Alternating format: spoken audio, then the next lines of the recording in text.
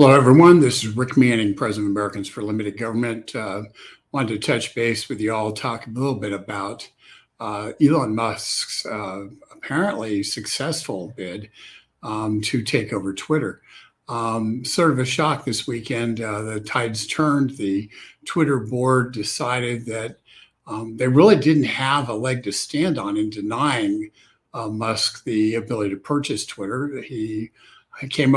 Musk came up with the financing, the $46 billion financing to pay for the entire company at a share price that was significantly higher, over 50% higher than when he made the offer.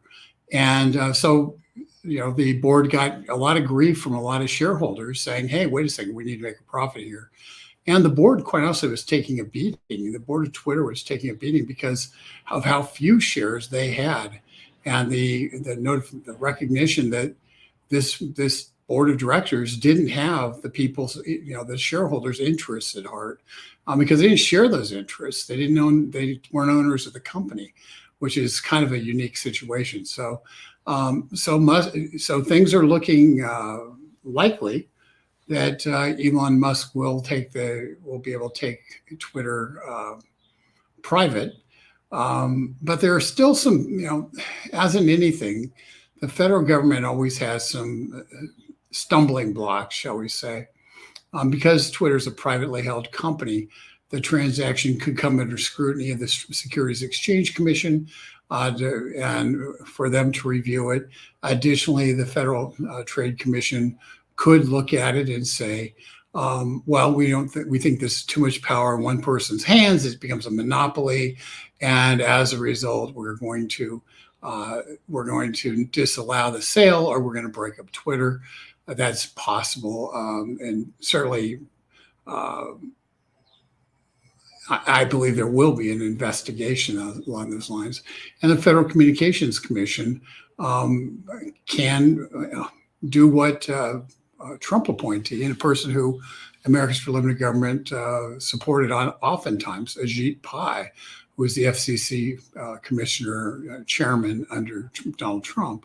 Ajit Pai wanted to include tech companies within the construct of the FCC's purview, which has normally just been restricted to broadcasters. And so because of the communications being primarily in today's world, primarily being conducted using tech products, social media platforms, Pai was a big advocate of expanding their jurisdiction to cover social media companies like Twitter. And this theory would effectively allow the Federal Communications Commission to also weigh in and potentially try to block the Musk purchase. So unfortunately, in this world, it ain't over till it's over. And the one thing we know the left knows how to do is utilize the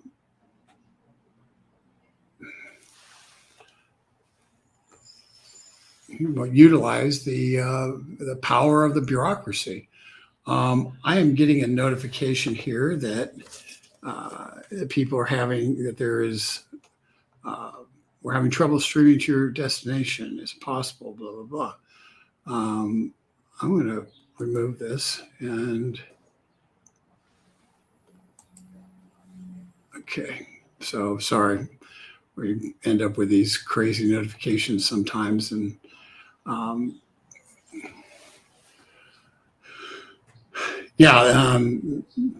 we're looking at some of the various tweets here. According to Reuters, Twitter is set to accept. Yes. And that's I think that's directly because there's the board of directors. It's hard. They're defending their poison pill was harder than perhaps allowing it to go through and throwing it into the hands of the Biden administration to try to block it using administrative hurdles. So that's why we're doing this podcast, is to talk a little bit about those administrative hurdles. All the bad things are up, all the good things are down. Mortgage rates at a 12-year high. Correct. Yeah, there's a lot of challenges, and inflation has created massive problems right now. And I think one of the main things about inflation that's isn't talked about from a political sense is that people over the age of, let's say, 60, um, even 55, have experienced high inflation. They've experienced runaway inflation, at least as children. And as a result, it's not as much of a shock to them. But having the kind of inflation that we've seen, the quick run up of prices, the way we've seen, for people who have not experienced this kind of rampant price growth, uh, that is, we've seen bumps up and down in terms of gas prices, but the overall effect throughout the economy, with it rippling through everything, this is the first time two generations of Americans have actually experienced this. And as a result, it has a more of a culture shock, more of an economic shock, more of a kind of bracing that for the whole system, because two generations of consumers, this is new. And for those of us who are old and we kind of stuck to our 30-year fixed mortgages and didn't go with ARMs and sit there and say, well, I just want to feel secure and know what my mortgage payment is. We kind of, it doesn't affect us very much in terms of at least the mortgage and the housing end of it, but it does affect people who are, doing 1-3 arms and sitting there saying, and now they're looking at it, gee, my arm's going to go up by 2%. When it comes to this upcoming year, and then it's going to go up another 2%. And suddenly what seemed like a good deal ends up looking like a really bad deal.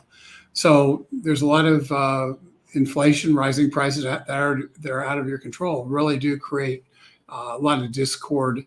When you go to the grocery store and you got a half basket of groceries, and you discover that your half basket of groceries is costing you seemingly as much as a full basket did a month ago, 2 months ago, that creates, some real cognitive dissonance in the price. And so inflation has that kind of unstabilizing effect, destabilizing effect. Okay. Gerard Evan, why should our privileged politicians, government managers, and executives care when we enable their untouchable, hypocritical nursing? No incentive for them to relate.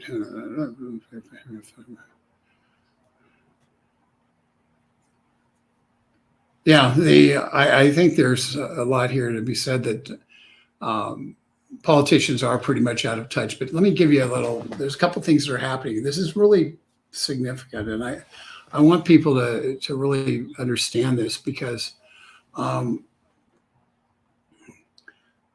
there is an electoral shift that's going on right now.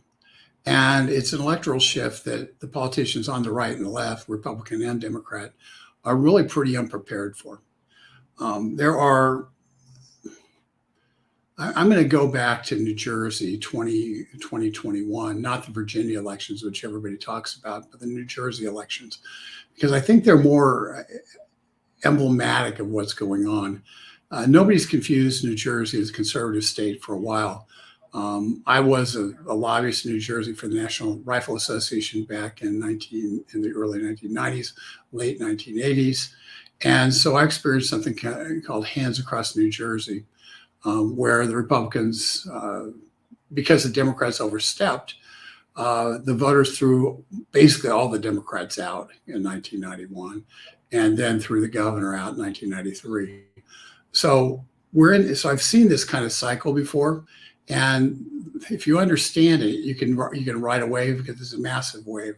The cycle we've got going on right now, the reason I mentioned New Jersey, this last election, is because you had a gubernatorial candidate who was a state legislator, but didn't have a lot of statewide name ID, didn't have money, didn't have resources to run a campaign, at least not a $15-20 million campaign like you need to do in New Jersey. Didn't have and so, really, and was against an incumbent governor, had all the power of an incumbent governor, and that's a lot in New Jersey. And yet the incumbent Democrat barely survived the election. In fact, on election night, he was losing. And why does that matter? It matters because the people said, we don't really care about campaigns. We blame you for what's happened, and we're throwing you out of office. And now they came within a few thousand votes of doing that, in spite of a significantly underfunded campaign. The leader of the Senate, John Sweeney, who was the most powerful person in the state for 10, 15 years, ended up losing to a guy who was a truck driver. Now, we've all talked about that. I'm sure everybody's aware of that. And this isn't the first time you've heard that. But why it matters and how it translates to now is a lot of people who live in districts that the Democrats think that they're safe, or a Republican incumbent's running in a primary and thinks they're safe in a primary. The anti-incumbent surge is going to matter. It's going to matter a lot. And what you can derive from the New Jersey election is that no particularly Democrat incumbent is safe. And there's districts now that used to be, plus they call it D13. D13 means that it leans Democratic by 13%, which is a pretty heavy lift to defeat somebody in that district. But it's reasonable to say right now that anybody who is, D13, D15 or below is in for a race for their political careers, because people are going to come out to vote, and they're going to come out to vote against them. It's an off-year election, meaning that there isn't a presidential ballot. So consequently, you don't have the same incentive for people who come out every 4 years, but they don't necessarily come out every 2 years.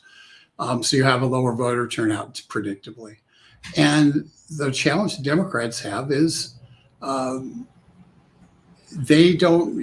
there's no intensity on their side, and and people want to throw them out of office, and they have a really hard time convincing people not to think that way. So we've got a situation which is lined up for the Republicans to do very well, and you look at some districts that people might not be thinking of. In Maryland just got a new remap, and I live in Maryland, so that's why I pay attention to it particularly. But they just had a new remap. The old one was heavily weighted to the Democrats. In fact, the Democrats were hoping to take out the last Republican congressman out of the 8 districts with the way they drew them out. A new map that was found unconstitutional. A new map was drawn up, and now the Democrats are going to scramble to not lose 2 more seats, and to have Maryland go from 1 Republican representative to 3, because there's a couple of districts. There's 4 districts actually. There's now 4 districts that Republicans can be competitive in Maryland, and 3 of them, the Republican seat that existed, and the 2 other ones, Maryland's 2, and the one that's Western Maryland, highly rural. Those seats they're ripe for the picking. And in the state of Maryland, people will vote for Republican. They voted for Larry Hogan. People say he's not a conservative Republican, but they voted for Republican. And so you can make a case that Republicans can win both of those districts and really not even have it be very close. And that's why pay attention to districts like that, districts that the Democrats are saying not only lean Democrat, but are likely Democrat. There's no such thing as a likely Democrat district in this country right now. There may be seats where the Republicans can't possibly win, where it's 30% Democrat advantage, but anything that's 15% or below, the Democrats going to be breathing hard to win that election, and that creates a real problem for maintaining their majority. And so pay attention to that. We've got let's see here. We've got pro-Murphy groups. This is New Jersey. Pro-Murphy groups spent $18.3 million compared to $2.7 million. Yeah, I mean, and this is why I talk about this race rather than the Virginia race, where Glenn Youngkin won the Virginia race, the Republican, but he spent equally to the Democrat candidate. So he was able to match dollar for dollar, and he won by 1.5% or so. But he was able to match dollar for dollar.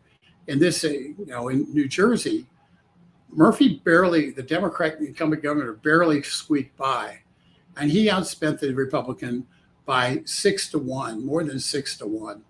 And in New Jersey, they have two major media markets, New York and Philadelphia. And so if you're not able to buy, if you're only spending $3 million, you can't do much of a buy in the two major media markets that cover New Jersey. And so and that counts all the different campaigns and all the different aspects of the campaign. And so Citarelli was essentially pretty much naked in terms of being over the air, and traditional ways of campaigning using television and the like. And yet he was able to almost win that race. So thank you for pointing that out. The national security state believes that there's too much at stake to let democracy be left in the hands of the voters. Let's find that out. I think this is a great opportunity to find that out, because this is a fight worth having, and there's a lot that's been done to try to create better election security in a number of states. Mark Zuckerberg's, spending lots of money giving state, local Democratic county clerks a lot of money to get out the vote, and placing his own handpicked people in to manage the money, basically usurping the public role of the county clerks, as happened in Green Bay, Wisconsin, and elsewhere. There's a lot of places where that's been disallowed now. And so those kind of tactics are gone in many places. A lot of places have passed voter ID laws. There's a lot of places who've now taken real action to try to clean up some of the problems with the absentee mail-in voting, and with the voter rolls. So the learning off of the last election was that our election system's a mess, and whether the Dominion systems and all that stuff engage in vote switching, the bottom line is, if you send out, and I'll just use California, if you send out in California 15 million ballots, and there's only 13 million people who are actually eligible to vote, well, then guess what? 2 million ballots, live ballots, are floating around that can be used by anybody to vote however they want. And it basically breaks the entire one person, one vote system. It's not to mention the illegal, people who are not eligible to vote, signing up, and all those voter roll insecurities. But it's a real problem, and I think a lot of states have taken actions too. I know a lot of states have taken action to try to clean up the voter rolls and to try to make certain that at the very least we have a lot fewer live ballots floating around that can be returned by people who have no business voting, or certainly have no business voting twice, 3, or 10 times.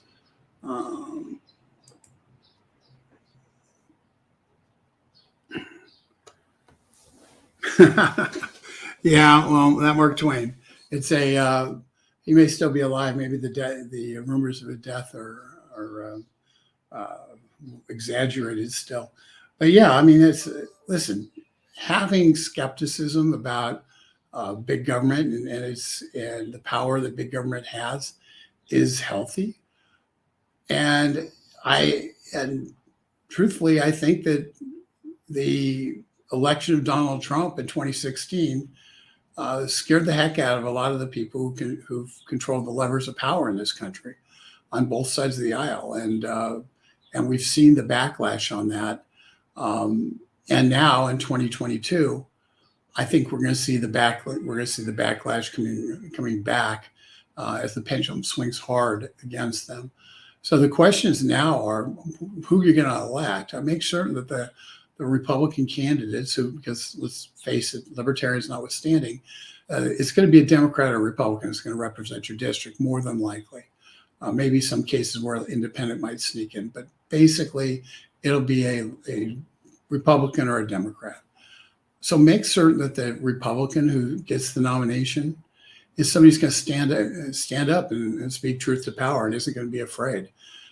Sitting there and basically mouthing the same political slogans that have existed for the last 30 years, 40 years isn't enough. The question is, what are they going to do about it? What are they going to do? Get people to start the dialogue now with those people, because when they get elected, they're going to get the bum's rush from the same people who've been running the Republican side in the House and the Senate, for that matter. And they have to know, they have to be educated now to try to get them so they are looking for independent staff that isn't tied to the current leadership, and are able to and really focus on the issues that are the district's issues, rather than, and the issues that got them elected, rather than necessarily priorities of K Street and the political lobbyists here in town. Let's see here.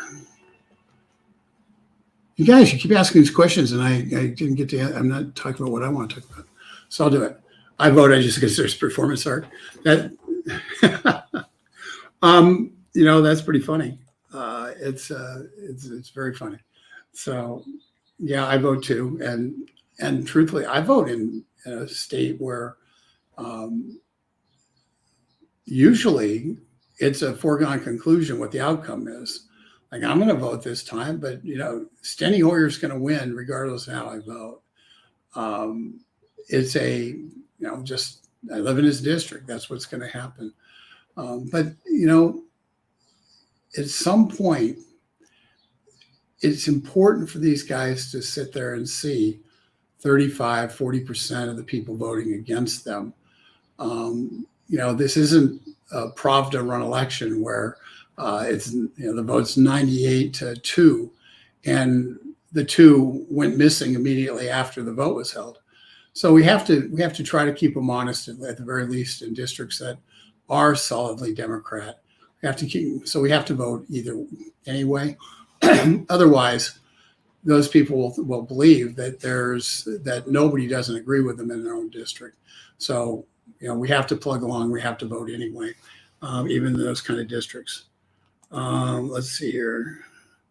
I've lost all hope for a voting system. Corruption in this country is ugly. Yeah.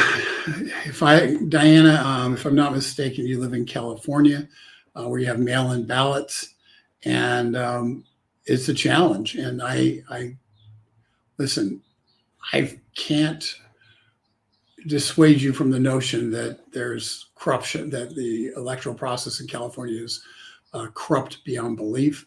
Ballot harvesting is legal, and the left is very good at it. And so there is no ballot security, and because ballot harvesting breaks the chain of custody for ballots. And quite honestly, if I were the left and there were no repercussions, I'm not going to give them any ideas. In fact, I would not do this. Somebody might do this. Somebody might do this, and that is go around and harvest ballots from people, since you know what party they're in, from people who belong to a specific political party. And you're under a law, you're supposed to turn them in, but there's no, they put it in a cardboard box. There's nobody who knows who's holding the cardboard box, and if the cardboard box never makes it into the ballot collection bins, then who knows? And it's and for that reason alone, it's really a dangerous system. And at the very least, for ballot collection, they ought to be in secure locations. They ought to be with cameras 24/7, and they ought to be. And we ought to create the system ought to be really only allow a very narrow group of people to turn in a ballot. And the only people who should get mail-in ballots should be people who are out of town or military, and it's some pretty basic, or maybe ill, disabled, out of town military.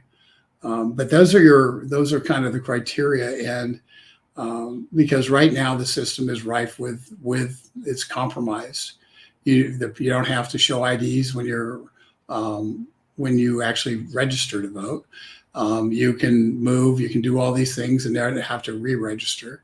You have we know people from out of state are registered all over the country because there's very little. We just know that's the case because we saw it in reviewing 2020 election results.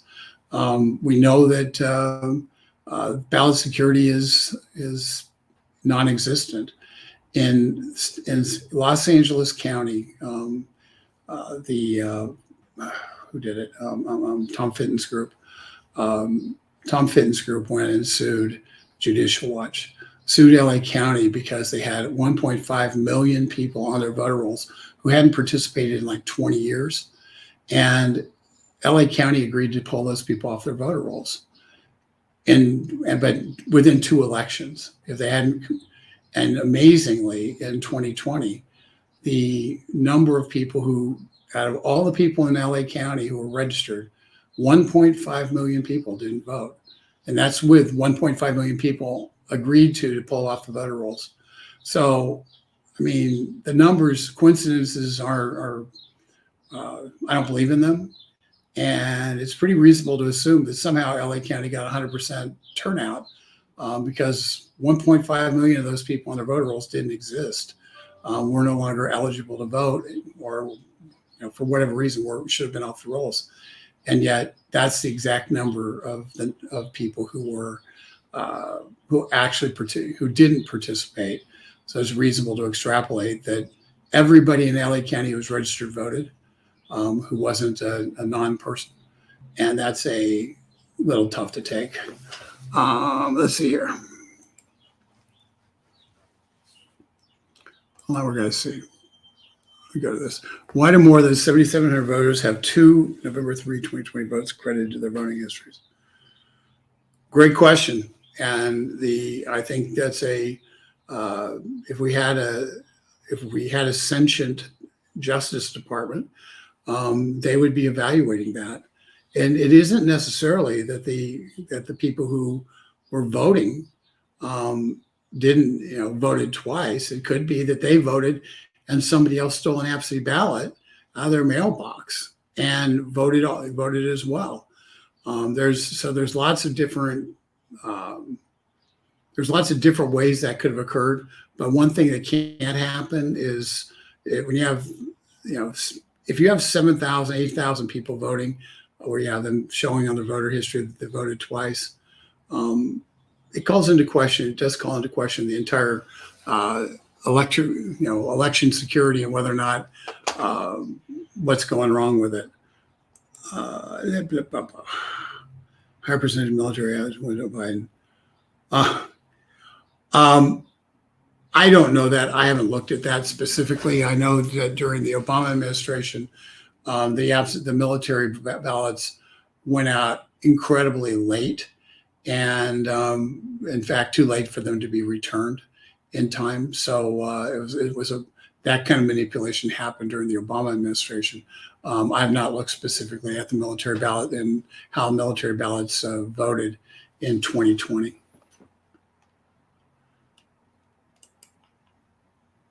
Oh, hold on. But LA County never did. Yeah, they're supposed to, and it's I've had conversations with Tom Fitton in terms of following up on that because they're under court order to drop those 1.5 million off the rolls, and Judicial Watch was the plaintiff on it, and so it's reasonable to think that they might have to go back into court and get the order enforced. But yeah, that's something I'll alert Tom Fitton to.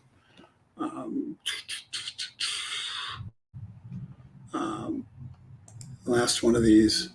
If corporations are people, we shouldn't let them get away with bribing our politicians. Well, it's I agree, and but one of the questions is what's bribing a politician. I have the capacity to give $2,800, I think, as an individual per election cycle and federal or so I can give in the primary and then in the general election. So a total of $5,600 as an individual to an individual congressional candidate. Corporations can't directly give to candidates. Their political action committees can. The political action committees are essentially bundlers. Political action committees are a way for a corporation's employees to give money to the political action committee So it's not coming from corporate dollars. It's coming from employees giving money to the political action committee, which then makes decisions based upon what that political action committee views as being in the best interest of the country, or of their company rather. And so ironically, those individuals who give money to the PAC could individually support a candidate who the PAC doesn't support, and that happens all the time. So there's but yeah, that's how PACs work, and that's how So that's how they. When you hear about it, PAC giving money, it's actually a consortium of employees of that PAC or retirees of that company, people who are affiliated with that company who've given money to the PAC to represent their corporate interests and their interest in their job. And so it's really employee money. It isn't corporate money. So you know how that works. I'm going to talk about something here going back to Elon Musk stuff. The Senate is considering two nominees, the Biden nominees. One is on the Senate floor after not being able to get a single Republican vote in committee. The Senate brought this person out using a discharge petition, which merely means that they've overridden the committee and said, we want this nominee on the floor. And so they've done that with a nominee to be a commissioner on the Federal Trade Commission. Federal Trade Commission has the capacity to engage in antitrust lawsuits and to do a whole wide variety of things as relate to marketplace and so-called fairness in terms of how the marketplace works, for instance. And so there's a guy named Alvaro Bedoya, who is the Biden administration nominee. And right now the FTC has got a 2-vote tie. But the chairman of the FTC, the Biden appointed chairman of the FTC, is very aggressively trying to exploit every loophole they can to try to increase what's happening there. Actually, that's not true. It's the FCC guy. I'm sorry, I'm getting too confused. Bottom line is the FTC can in fact sue and attempt to break up companies. And one of the potential threats that exist, would be the FTC going forward and filing a lawsuit against Elon Musk as he takes Twitter private, and say, we want to break up Twitter because it's a social media platform and it's too powerful to be owned by one person. And I can see the FTC trying to do that. I don't think they win, but it'd certainly be a harassment measure. Similarly, the FCC, Federal Communications Commission, there's a candidate named Gigi Sohn who would be the third Democrat on the 5-member FCC. Both the FTC and the FCC are independent commissions. So you have partisan appointment to the people there, but they don't actually really answer to the president of the United States. There is budgetary controls that Congress has on them in terms of passing their budgets. So there is some institutional control in terms of the power of the purse. But Congress the Senate has the responsibility to evaluate nominees and decide whether they're suitable or not. And the FCC nominee is a woman named Gigi Sohn, who has made statements like, I don't know if Sinclair Broadcasting should have a license, should be able to broadcast over air, because in her view, they are right of center. Has said that Fox News needs to be evaluated because it's too far right of center. And so this is a person who views the FCC as being weaponized. If somebody isn't publishing the content, putting the content out that you want, that's approved by whoever approves this junk, then the FCC has the power to mess them up pretty bad. Can challenge their ability to license, can challenge the ability to get spectrum, for instance, which they govern as well. So there's a lot of different powers the FCC has to control broadcast industry. And with the expansion of those powers to include social media, which is what former Chairman Ajit Pai suggested, if they do pursue that expansion, at that point, social media companies will be under their auspices as well. And so something like Truth Social would be under their auspices. And they could sit there and try to disrupt Truth Social, for instance. And so those two nominees matter, because right now there's a 2-2 balance on those committees, on those two agencies, the Federal Trade Commission and the Federal Communications Commission.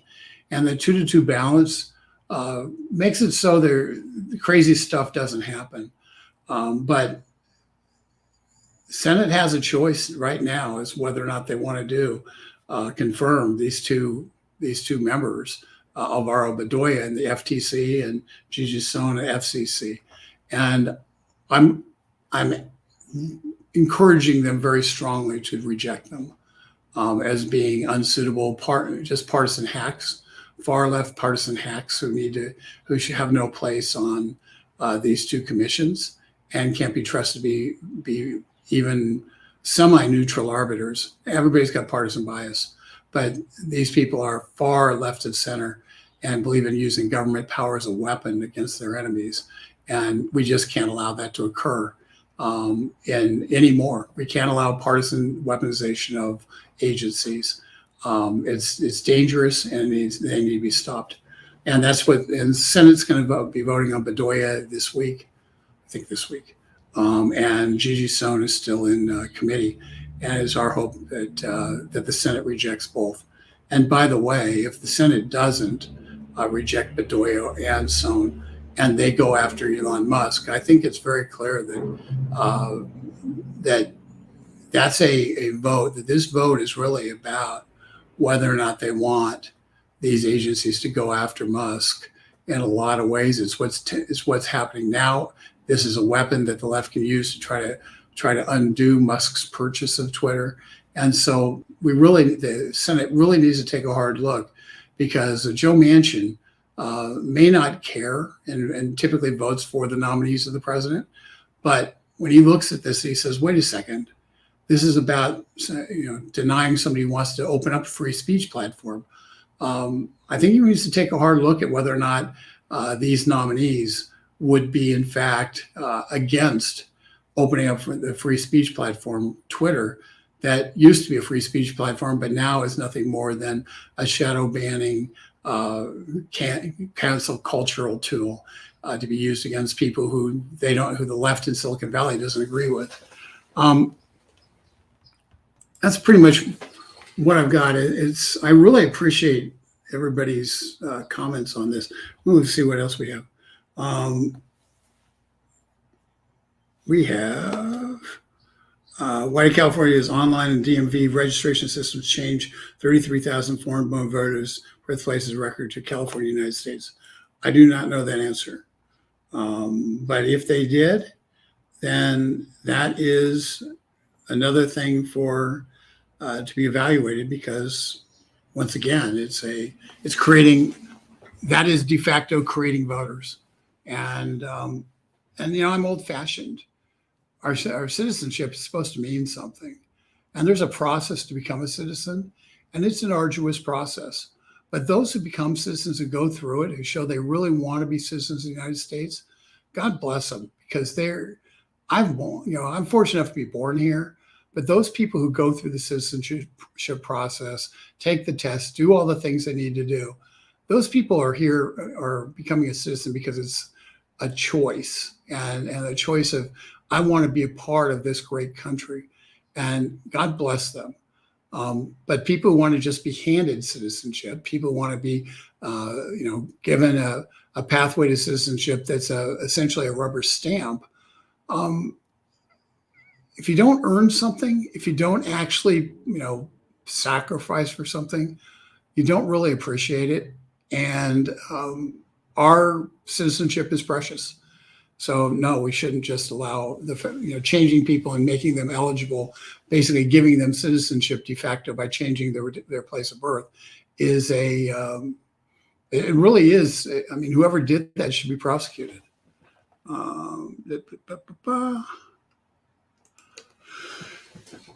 Yeah, on these votes, I should have said it only takes 51 votes to pass those to put Alvaro Badoya and Gigi Sohn on the FCC or on their respective commissions.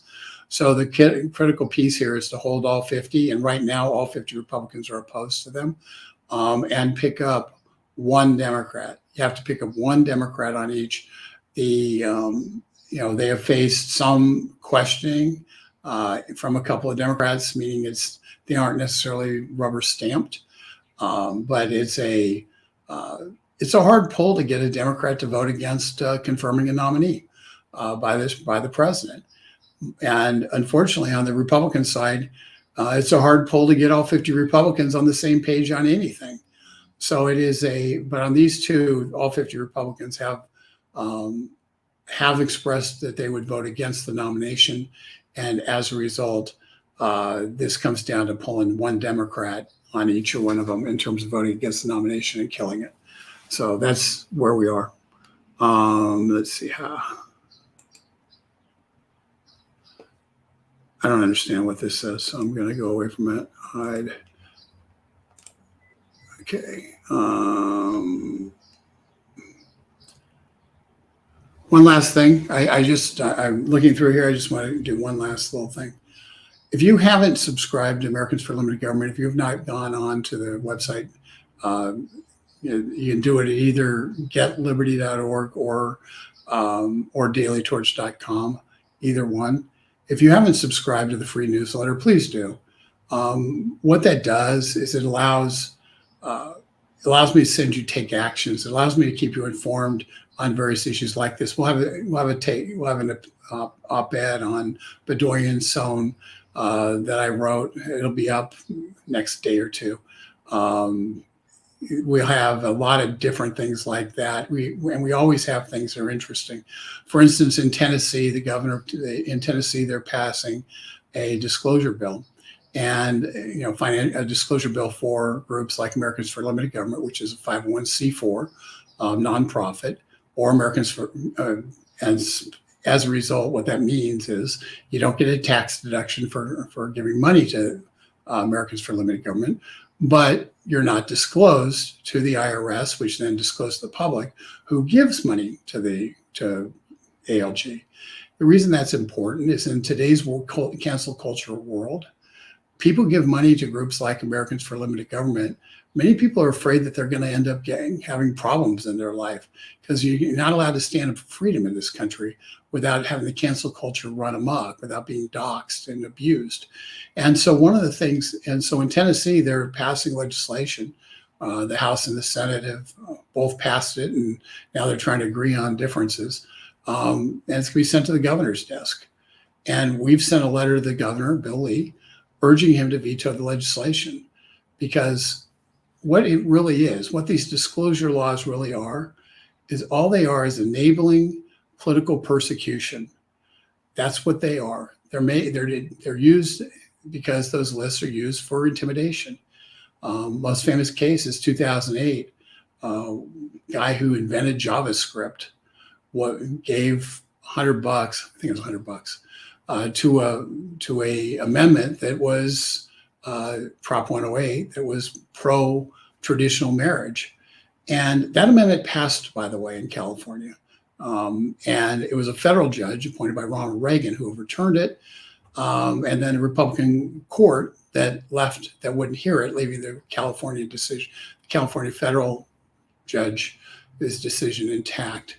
And so once again, an example of people voting one way and the court overturning it. And it turned out later on that the federal judge who heard the case, was living in a gay relationship and was one of the first people married in the state of California. So yet nobody saw that obviously he should have recused himself, and obviously he didn't, and tainted the whole case. And yet that's what ended up happening. We have a system that people do, I don't even remember where I was going with that, but the bottom line is you do have circumstances where people get, oh, Brennan Ike from who was with Mozilla loses his job as head of Mozilla. He was the CEO. The board fires him because he gave $100 for traditional marriage, support of traditional marriage initiative. The same position that Barack Obama took in that same election, by the way. But he gets fired. He gets canceled because he gave money, and giving money to campaigns, disclosure makes a lot of sense, makes perfect sense. But if somebody gave money to Americans for Limited Government and we took an action, the money isn't necessarily tied to that action, but they would be responsible and could be fired for an action we took that they might not even agree with, simply by being a donor. And that's not the way it's supposed to work.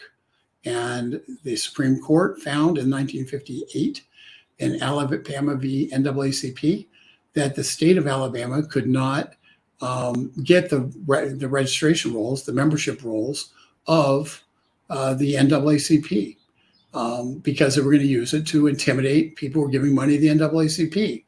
And so that right of association kept those membership rolls and those donor rolls private. And similarly, so when you have a disclosure law like the one that's being discussed in Tennessee, we, like Governor Bill Lee, know that it's a mistake to sign it. This is a bad law. It'll get thrown out of court. It'll lose in court. But most importantly, it is a direct violation of people's ability to participate in the legislative process without fear of retaliation. So things like that, things that you don't know about, you haven't heard about, but we're on top of them. We're involved in them. We're engaged in them. And that's why you need to sign up, because you need to know what's really going on and get below the surface, below the clickbait headlines, and get to what's really happening in this country. And one of the best ways to do that is to follow Americans for Limited Government by going to getliberty.org and subscribing. With that, I'll let you go. Thank you very much for all your time. Appreciate the opportunity to break into your day.